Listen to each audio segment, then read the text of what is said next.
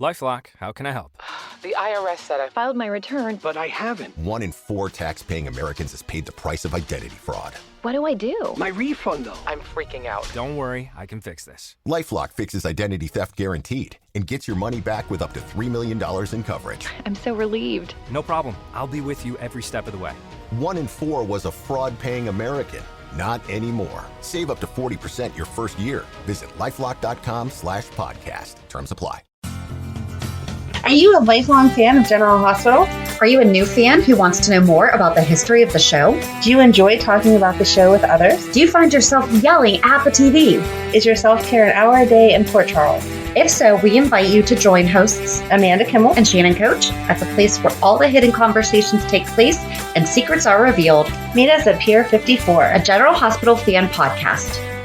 Hello. Hi. Welcome to the Port Charles 411. Today we are talking about the minor mob families in Port Charles. It's not going to cover all of the other mob families that we have encountered. For example, the Zaccaras are left off it. I know that they're not really minor, but I feel like if they didn't have a longevity, they weren't right. They weren't an older one that came back. They were one story, right? I guess we could do a 411 on them and find that out. There you go. Because I see the Woos, we knew them from back in the 80s. The Jeromes were back in the 70s. You know, if they have decades or are callbacks to. If they don't, then they're a minor family, which apparently these ones are. So there's going to be, I think, 5 or so, 7. Okay, 7 of them. And Amanda's going to get us started.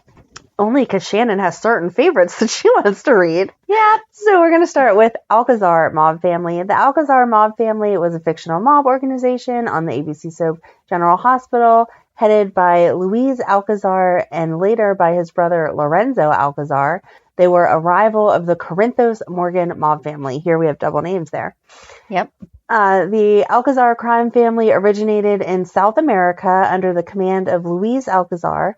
In 1998, Brenda Barrett's mother drove her car off the side of a cliff with Brenda inside, and Brenda and her mother were presumed dead. Mm-hmm. However, Brenda survived and was saved in the water by Louise.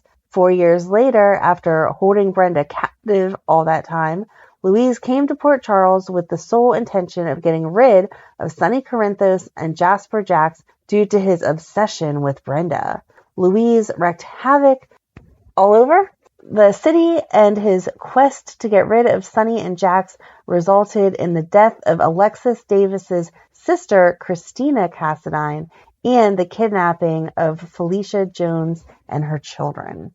This was good stuff. Mm-hmm. He hired hitman Roy DeLuca to take out Sonny, but what he didn't know is that Roy and Sonny had already come up with a plan beforehand to fake Sonny's death at Roy's hand. They fooled Luis into thinking that Sonny was dead, so with a false sense of security, he moved in on getting rid of Jax. He tried several times to kill Jax and severely injured him, but before he could kill him, Sonny showed up and shot Luis. Luis was then put on trial for the attempted murder of Sonny, Jax, and Xander Smith, and the murder of Christina Cassadine, but the charges were dropped because he had friends in high places. Jason and Sonny began discussing how to take Luis out once and for all when Alcazar crashed a party at the Quartermain mansion held at in Brenda's honor. He got really drunk. When he left the party, he left in his limo driven by Jason. Jason was making moves to take Luis out that night, but Sonny called the hit off at the last minute when Jason's brother AJ started to get too suspicious. Several people threatened to kill Alcazar, and he got in confrontations with several people that night, including Brenda, but he was killed by Alexis when she paid him a visit and pushed him off the railing of his 14-story balcony. Yep, oops. I'm sure that was an accident.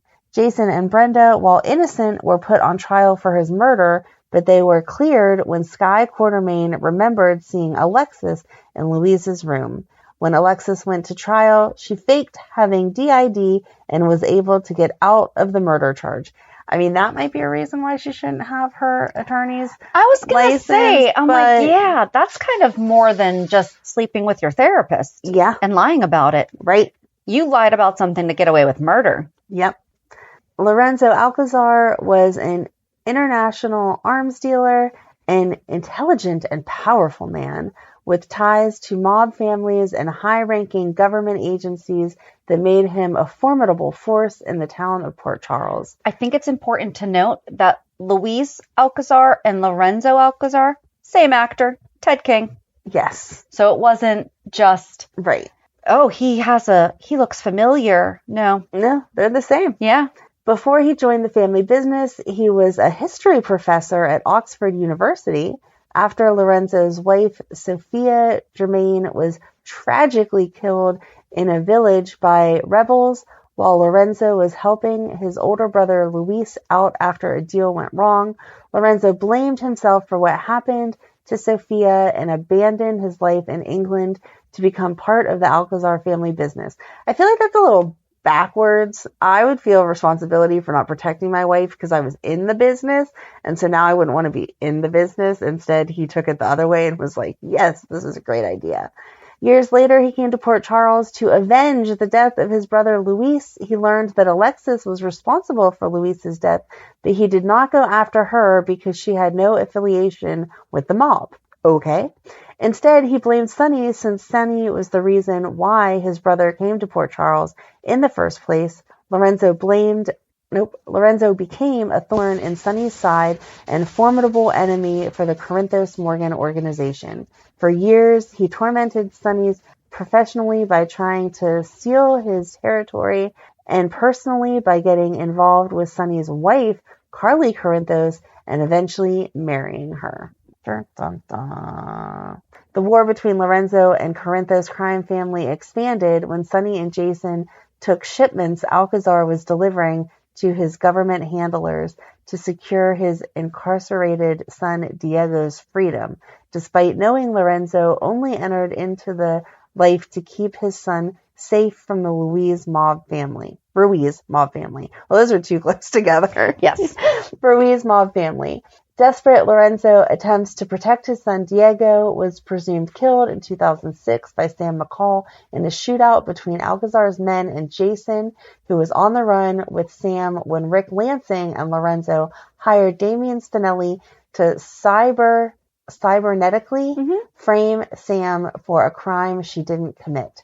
The death of his son left Lorenzo heartbroken and determined to make sure his daughter with Sky, Lila Ray, would never suffer the same fate as Diego due to the business. Whew, there's a lot of information there. And there's more. He decided at that point to leave the organization. However, after Lorenzo was shot in the head, he suffered temporary amnesia, which caused him to act uncharacteristically and incite trouble with Sonny. Sonny decided to finally deal with Lorenzo, and with the aid of Sky, who wanted Lorenzo out of her life, Sonny and Jason set up a plan to take Lorenzo out. Sky let Jason into their home, and he killed Alcazar. The aftermath of his death went on for months, and Jason went on trial for his murder, but eventually got off due to help from international criminal Jerry Jacks and Carly. Alcazar's murder trial also brought up speculation that he may still be alive, and this fabricated evidence is what cleared Jason during the trial. But in the end, Jerry confirmed that all the evidence they used to show that Alcazar wasn't really dead was doctored and fake. That's a weird combination too there, being friends. In 2008, it was revealed that Lorenzo's son Diego wasn't really dead, and he returned to Port Charles wanting revenge on Jason, who he blamed for his father's death, as well as revenge on every single person he deemed responsible for his family's death. He began terrorizing women in town by sending them text messages and then strangling them to death. Leticia Ruiz, Yeah. Michael's longtime nanny, was his first victim, but the intended target had been Carly. The pattern of Diego's attacks caused him to become known as the text message killer. He terrorized many women out of revenge, killed Jason's sister Emily Quartermain at her engagement party to Nicholas Cassadine, and later Georgie Jones, to which he later regretted, as her sister Maxie Jones was his intended target. Yeah, because Georgie was like super nice. She wouldn't have been mean to anybody, so there was no need to kill her. The TMK finally reveals himself to Sam before he kidnaps her and takes her to the place where Jason dumped his father's body, intending to kill her. When the car goes partially over a bridge, he escapes and Sam is saved by Lucky Spencer before the car goes over. He flees to the warehouse where Sam was believed to have killed him years earlier. After a confrontation with Nicholas, who wanted revenge for Emily's death, he tried to get away, but he ended up falling off the catwalk and hangs himself to death. Ew, I don't quite remember it like that, but all right. After this, the Alcazar presence becomes non-existent in Port Charles. Many mob organizations began vying for the valuable Alcazar waterfront piers that Sky owned as the controller of all Alcazar's money and estates, but she ended up selling the piers to Rick Lansing before she left town with her daughter. I didn't know that Rick owned everything. So the employees he had was Dylan Quartermain, Damian Spinelli, former computer hacker, Johnny O'Brien, who's deceased, Faith Rosco, who's deceased. No, she's not. Former partner of Lorenzo, and Lena was a hit woman.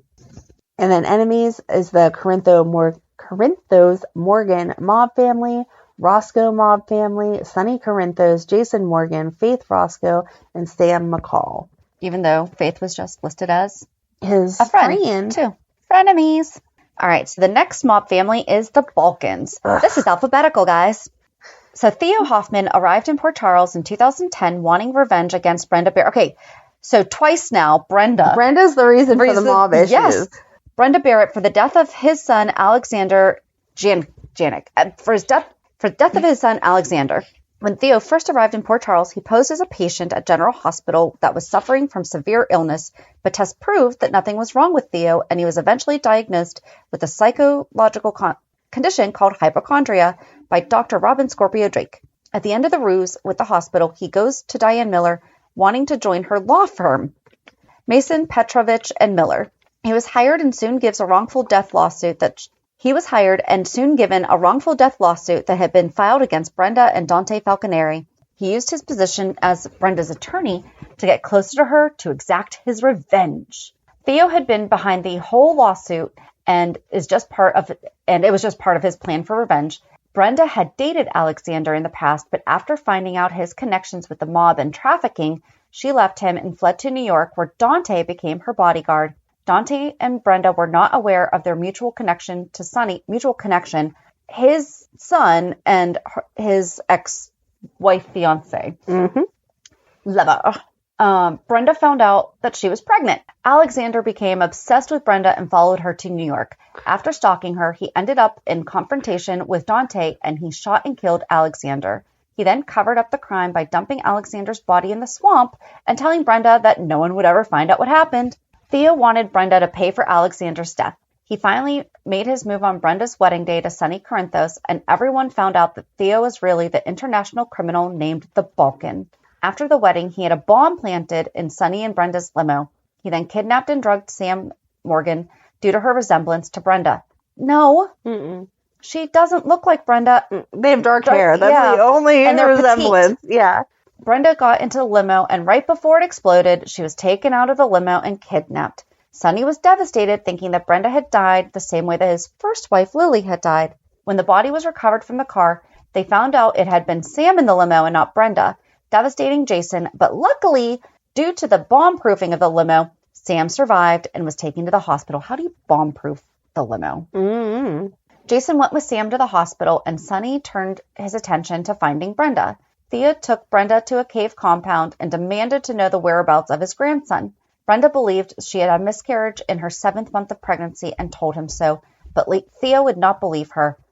During this time, it is also revealed that Susan Stanwyck, Brenda's longtime friend and director of her charity, the Alliance to Save Exploited Children, was really Thea's wife and just as eager to avenge her son Alexander's death as Thea was. Her whole plan for getting close to Brenda had been for revenge and to get her hands on her grandson because she knew that Brenda had been pregnant and that her son was still alive. What Brenda had thought to be a miscarriage due to a high fever had really been Suzanne drugging her so that she could induce labor early and take the baby. After interrogating Brenda in the cave, Theo learned that Suzanne had known about the pregnancy and interrogated her. However, Suzanne explained to Theo that she didn't want to add any more sorrow to him after losing Alexander, and Theo seemed partially satisfied with that answer until he learned that Suzanne had been with Brenda during her pregnancy, and he became convinced that Suzanne had taken the baby away so Theo would never know him. Whew, okay. Sonny, Jason, and Dante managed to track Theo down to the cave compound, and they rescued Brenda.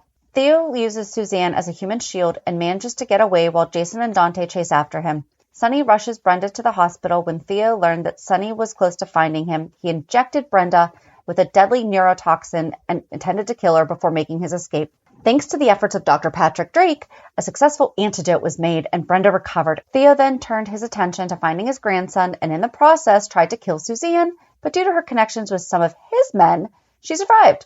Jason also began chasing after Theo, wanting revenge for what he did to Sam.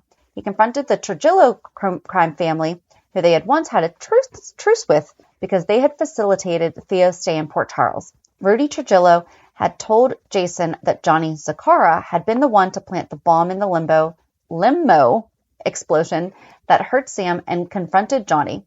Meanwhile, Theo had gotten closer to his grandson's location. He found him before he could meet his grandson. Suzanne killed Theo by slitting his throat. She then put into motion a plan that would keep Brenda from her son and allow Suzanne to raise him. Suzanne takes Lucien, a decoy son, to Brenda and convinces Brenda that Lucien is her son so that she can move to Switzerland with Brenda's real son, Alex Scott. Sonny is weary of Suzanne and her story when Suzanne reveals the truth about what really happened the night of Brenda's supposed miscarriage. Brenda angrily screams at her and kicks her out. Brenda bonds with Lucien while Suzanne makes plans for her and Alec to leave the country. Sonny remains skeptical and encourages Brenda to get a DNA test on Lucien to confirm Suzanne's story. Brenda finally agrees to the DNA test, and knowing this act would prove her story wrong. Suzanne kidnaps Lucia, devastating Brenda. Brenda finally agrees to the DNA test, and knowing that this act would prove her story wrong, Suzanne kidnaps Lucien, devastating Brenda. Sonny and Dante finally manage to track Suzanne down to Texas, and they take Carly Corinthos with them to bring Brenda's son home. While in Texas, they learn that Lucien was the decoy, and Alec was in fact, can they stop referring to this baby as a decoy? Alec was in fact Brenda's real son. Sonny and Dante caught up with Suzanne and confront her while Carly tends to Alec. Soon the ordeal is over and they return to Port Charles, and Brenda is reunited with her real son, Alec. She confronts Suzanne about her actions one last time before Suzanne is put in prison for the kidnapping. And the Balkan employees were, there's a lot. Oh, Siobhan Spencer? Forced to work with Theo because Theo had her sister held hostage. Why wasn't that just mentioned? Okay. Slavek, Ronan O'Reilly, Marco Jules, Jerry Jacks, Hugo, Horvat, Giovanni, Dimitri, Carlo, Sean Butler, Anton Bankovich, and Babik. And the enemies, all the other mob families. The Corinthos Morgan family, Jason Morgan, Sonny Corinthos, Brenda Barrett, Dante Falconeri, and Sean Butler. Wow. Yeah. Novak Mob Family. The Novak Mob Family is a fictional mob organization on the ABC soap General Hospital headed by Vincent Novak. Vincent Novak is the head of the 5 Points Gang and appeared at the Five Families meeting in August and September 2015, August 2017, and May 2021. On January 4th, 2021, Jason tells Brick he will need to meet with the Five Families now that Sonny is presumed dead. Brick tells Jason the Novaks started moving product to town. They began laying groundwork last week. Jason and Brick check on a warehouse on 46th Allen Street where the Novaks were seen. They find the Novaks all killed inside the warehouse. Cyrus Renault implied that he had the Novaks killed. Vincent Novak started going after Corinthos shipments, and Jason bombed a Novak warehouse in retaliation. Jason and Carly feel pressured into getting married to show the other families that they are both powerful. On June 30th, Vincent's favorite nephew Joey tried to pressure Spinelli into joining the Novaks. Jason beat up Joey as a message for Vincent. On September 3rd, Joey was punched by Spinelli when causing trouble in the Savoy. Joey is sent to Portland. Poland. I'm like, Portland? Why are we sending back to Spinelli's old house? Joey is sent to Poland. On September 17th, Vincent is killed in a limo explosion meant for Jason and Carly. Oh, there's more. On November 4th, Cyrus tells Sonny that Jason's older brother... Joey. Why can't I not read now? On November 4th, Cyrus tells Sonny that Joey's older brother, Paulie, had an accident where his brakes didn't work and he was killed. Joey is taking over the Novak family. Joey returns from Poland and threatens Carly at the Savoy. He is thrown out and later severely beaten by Marshall. Sonny threatens Joey in the hospital and he agrees to step down as head of the Novaks and gives Sonny his territory. Joey will have to deal with the Novaks himself. Joey isn't seen again. And his only employee is Nikki, who's an associate. And his only enemies is the Corinthos mob family. No, I think it's the other 4 families, but okay. I would assume as well. And now my favorite, the Rosco mob family. Never heard someone get so excited about a mob family. But this is why I think that Dex is Faith's. All right, go ahead. Faith Rosco arrived in Port Charles in late 2002 to take down Sonny Corinthos, who had Faith's husband killed. Due to her husband's death, Faith had access to limited funds and often required a partner in her vendetta. Rosco quickly teamed up with Ned Ashton, who shared just as much hate for Sonny. However, this was short-lived as Faith nearly brought Ned into a mob war, quickly ending their partnership. Did they hook up? Because that would be great if Dex was Quartermain and Rosco. I don't remember. I don't think so. We did a whole thing on Ned. I don't think they did either, but I think that they should have that as a backstory that they did. I would be okay with we didn't see it on screen. Hold on. Let's quickly hop over to... No. That would be so good. Okay. Oh, that would be. I like that. Okay. I don't even know where to go from. Okay. Faith then teamed up with Rick Lansing, with whom she had a one-night stand. After Rick married Elizabeth Weber, Faith realized she had true feelings for him. She then pushed a pregnant... Okay, I don't like this part, obviously. She then pushed a pregnant Elizabeth down a flight of stairs and had a miscarriage. When Faith poisoned Elizabeth, Rick had her arrested to avoid going to prison. Faith made a deal with the FBI to bring down Lorenzo Alcazar. Part of the deal was to pose as Sonny's mistress.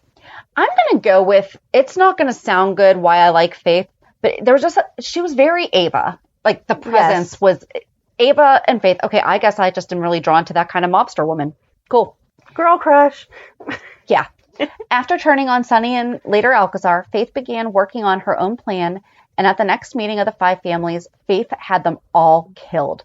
She gloated about her accomplishments to Sonny until Sonny informed his enforcer, Jason Morgan, had survived the shooting. Faith panicked and offered to work against Alcazar. Sonny refused and pulled out his gun, but he could not seem to pull the trigger. Rosco went to Alcazar to help her leave town. Alcazar secretly planned to blow up the yacht that she was on and frame Jason and Sonny for her murder. Alcazar's plan failed when the PCPD found Faith alive in the harbor. She was arrested once again and begged her ex, Justice Ward, to help her. Justice agreed, and as the two had a turbulent past. When a prison inmate stabbed Faith, she was rushed to General Hospital and from there escaped. Justice hid her in the basement of the Quartermain mansion, but Faith soon met her end in March 2005, where she was shot and killed by an assassin hired by A.J. Quartermain. I still think she's alive. So her employees were Ned Quartermain, former partner, Rick Lansing, former partner, Lorenzo Alcazar was a former partner, Xander Smith was a former bodyguard, Nico Dane was a former assassin, William Peavy was an associate, Royal was an associate, and Joseph Sorrell was Roscoe's boss. And then enemies were all of the crime families and Reese Marshall, who's really Caroline, the one that Carly stole her name from, right, was Reese. Sky Chandler Quartermain, Elizabeth Weber Baldwin, Emily Quartermain, Courtney Matthews, and AJ Quartermain. I'm not as excited as you are. I'm sorry. That was very anticlimactic. I'm sorry. Apologize. But you have to admit that watching it, it was just a good story. I don't know. It was good TV, even though it was horrible things that she was doing. I'm not endorsing everything Faith did. Okay, got it. Okay. Then the Ruiz mob family. The Ruiz family arrived in Port Charles, New York in 2005. Hector Ruiz was originally head of the family. However, when his son Javier Javier was shot and killed by rival mobster Jason Morgan, Hector refused to retaliate. In turn, Hector's second son, Manny, killed him and took over the organization. Manny also became fixated on Jason's girlfriend, Sam McCall, stalking her at every opportunity. Ultimately, Manny died in 2006 when Jason threw him off the roof of General Hospital. After Manny's death, a man who looked exactly like him came to town. It's crazy how this keeps happening in the mob. He even had identical tattoos. Sam was afraid it was Manny and that he wasn't really dead. It was revealed, however, that it was Manny's identical twin brother, Mateo, who got away from the mob and became a Catholic priest. He eventually left town in 2007 and hasn't been heard from since. So the family is Hector, who is deceased, Javier, who's deceased, Manny, who's deceased, and Mateo is son of Hector, identical twin of Manny. And his enemies are the Corinthos Morgan mob family, Sonny Corinthos, Jason Morgan, Lucky Spencer, Sam McCall, Sky Chandler Quartermain, and Carly Corinthos. And then the Scully mob family. I feel like this is the one that we've heard possibly the most about, like with yeah. the Smiths. Oh, the Smith mob family wasn't mentioned. Okay. Oh, well. I feel like that wouldn't be a minor one. That would have been the predecessor. Yeah. That should have a whole write-up like Sonny's. They probably do. But they just haven't been mentioned recently, so we didn't jump into it. Right. Sonny Corinthos grew up in Bensonhurst with his mother and stepfather. His stepfather was abusive, and Sonny left home at 16. He met Joe Scully, who took him in and taught him the business. Joe groomed Sonny into a mobster, while Joe's son, Joe Scully Jr., grew jealous of Sonny's relationship with his father. One day, Sonny returned home to visit his mother and found that Deke had beaten her very badly. He confided in Joe, and Joe had him killed. Joe sent Joe Jr. to Atlantic City to run the Seabury strip club he owned. One of the strippers there was Teresa, the sister of then FBI agent John McBain. John tried to get Teresa to quit her job at the club, but she ended up dead. Sonny was found by the police standing over her body with a gun. Sonny, however, claims that Joe Jr. had actually killed Teresa, and Joe Sr. had Sonny take the fall for it, while he sent Joe Jr. to New Orleans. Joe Jr. claimed that Sonny did indeed kill Teresa. In 1995, Joe, now in Port Charles, causes problems for Sonny. Sonny, who has always thought of Joe as a father figure, now realizes that he betrayed him and is no longer on the same side. Lucy Coe is working with Sonny and Luke to run a scam on Joe, and Joe kidnaps Lucy.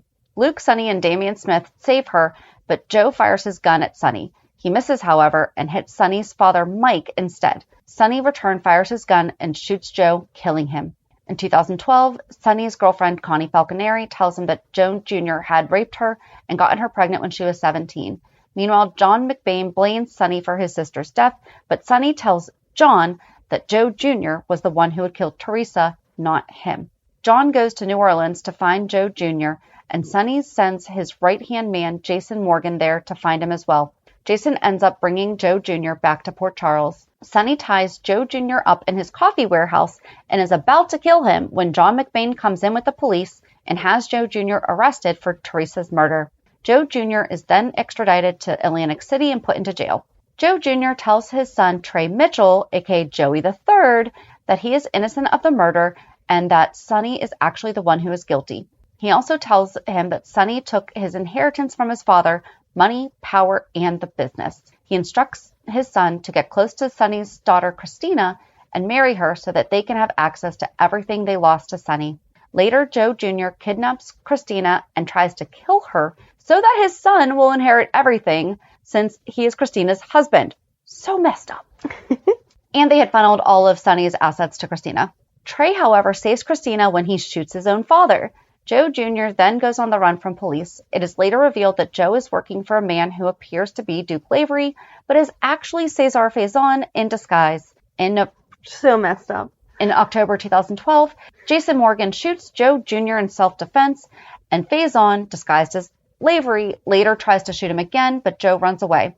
Joe Jr. later dies from his injuries. And also that was, if you go listen to our 411 about the mob princess, that gets further into detail about the Trey and Christina relationship. And their employees are Sonny Corinthos, former associate. I feel like that should, like you said, like the predecessor, the one who taught Sonny everything he knows. But then the enemies are the Corinthos mob family, Lucy Coe, Sonny Corinthos, Connie Falconeri, deceased, Jason Morgan, John McBain, Damian Smith, and Luke Spencer. So in February 2011, Rudy Trujillo... You have to say the Trujillo mob family. Oh, sorry. Trujillo mob family. In February 2011, Rudy Trujillo told Jason that Johnny Zaccara had been the one to plant the bomb in the limo explosion that hurt Sam. In March, Jason confronted the Trujillo crime family, who they had a truce with because they had facilitated Theo's stay in Port Charles. He met with Old Man Trujillo and found out the Trujillos referred Johnny to Theo. Oh, I'm already confused. I don't remember this, but it was 2000. Johnny worked for Theo. Yes. Okay. So this was a long time ago, but it was 2011 in February. I got married in May, so I was not focused on GH at the time, and if I was not paying detailed attention to. Paying attention to General Hospital. Like your wedding's more important than this. I know. It's ridiculous. I know. Shannon's fired. Can't believe it. In May, Anthony told Jason that the hit woman who killed Brandon told him she was hired by Old Man Trujillo. Anthony pretended to lose track of the conversation. Jason reminded him they were talking about the Trujillo. Anthony said that Trujillo was using Michael and Abby, to pit the Corinthos and Zaccara families against each other. Trujillo hoped that this would start a mob war when Sonny went after the Zaccaras for trying to frame Abby for Brandon's murder. In July, Jason assigns Spinelli, I love Spinelli, in his Jackal PI persona to keep an eye on Luzetta's bakery to keep Spinelli distracted. Jason says there's another crime family who are even more dangerous than the Zaccaras in town. They are called the Trujillos. Jason suspects the bakery is being used as a front. Later, Spinelli sees Johnny with a mysterious package leaving the bakery and suspects him of working with the Trujillos. In August, Jason tells Sonny that the agreement with the Trujillo family is holding. Sonny expects Old Man Trujillo to double-cross them with Anthony. Jason says the man just wants to be left alone, and Sonny thinks Trujillo wants Sonny and Anthony to attack each other, and then he would move in. I mean, it makes sense. Sonny tells Jason to make sure that Anthony isn't working with Old Man Trujillo and that Jason will stop any shipments that are landing. Sonny doesn't want to use the warehouse because he is worried Anthony will sabotage it. Later, Sonny accuses Johnny of running a drug operation. Johnny refuses to answer. Sonny infers that by denying any involvement with the Trujillo drug ring, that means Johnny is saying that Anthony is behind the whole operation. Sonny will have to deal with Anthony. In September, Lucy tells Dante that Detective Sly Thomas got some info on Joey Bruzetta. He was just released from prison. Turns out he was a cellmate with one of the Trujillos. I don't know how they all kept this straight. I don't know either. In September, Johnny meets Joey's partner, JT, in an alley at Pier 14. JT was expecting Joey to show up. As Johnny just killed Joey, he says Johnny will likely be late. Joey will likely be late. Too many J's. Yes, exactly. JT doesn't want any part of what went on between Johnny and Joey. So Johnny tells JT that he works for Johnny now. Why and is there will no do Bob? what Johnny says or he will die. Boom. So Johnny wants the details about the other men from Pentonville, Joey and Daryl. There we got a nice D, Daryl, who was involved in the bakery scheme. Stop it. Okay. JT is worried that Anthony will kill him if he talks, but he admits that Anthony is behind the whole plan. Johnny also wants to know the setup. JT explains that they are hiding drugs in the flour at Luzetta Bakery. Stop! Specifically the bags of flour with stars where the apostrophes should be in the word Luzetta's. I do remember this. I remember this. Okay. There is also a boat with uncut drugs. NSYNC had stars instead of an apostrophe. They what are we talking about? They were drug sellers. Drug smuggling? Drug smuggling. There is also a boat with uncut drugs in the harbor. they can't get to and retrieve the old packing houses on Pier 14. Rudy Trujillo is the contact. Johnny wants JT to call Rudy. Isn't that... Rudy was... No, who's the NSYNC guy with a... JC? There you go. So it was JC instead of JT running the drugs. No, JC wouldn't do that. Johnny wants JT to call Rudy and arrange a meeting. Before Rudy arrives, Johnny gives JT a gun for protection. Johnny calls Rudy's name and forces JT to shoot Rudy. Rudy shoots back and hits JT in the abdomen. Johnny tells a dying JT that he lied when he told JT that everything would be okay. Well, that's very nice. I know. Later, Lucky tells Mac that JT and Rudy's bodies were found at the packaging plant on Pier 14. Lucky and Mac both think it's a little too convenient and was likely a setup. Johnny goes to Anthony and tells him he cleaned up his mess. Joey, JT, and Rudy are dead. He made it appear that someone wanted to silence JT and Rudy before they started talking. He planned to frame Sonny by putting drugs from the boat in the harbor from the drugs that were in the boat in the harbor into the Corinthos Morgan coffee warehouse. Woo! And that is the 8 mob families that they have identified as the... Oh, we used General Hospital fandom. Forgot to say that at the beginning. The General Hospital fandom has identified as the 8 minor mob families. We've kind of mentioned a few others in between. As I was reading the Trujillos, I remember the stamp on the bag, the flower, but all the JTs and what I was like... many J's. Joe Scully, Joe Jr., Joe the Third, who's actually Trey. Thank you for changing your name to Trey. Ay, ay, ay. So yeah, I'm really upset with the writing about Faith too. People are like, why does Shannon like her? I'm sorry. Again? Shannon's going to do our own write-up eventually of all the reasons just she go loves back Faith. And watch her. It's, yeah. So join us on Monday as we recap this week's shows. Have a good weekend. And we'll meet you at the pier. Bye. Bye. If you enjoyed today's show, we invite you to go to pier54podcast.com to subscribe on your favorite platforms. Don't forget to leave us a review. And you can also follow us on many social media channels. Just search for Pier 54 Podcast. Also, we are not perfect, so if there is something that we missed or messed up, just let us know by emailing us at pier54podcast@gmail.com.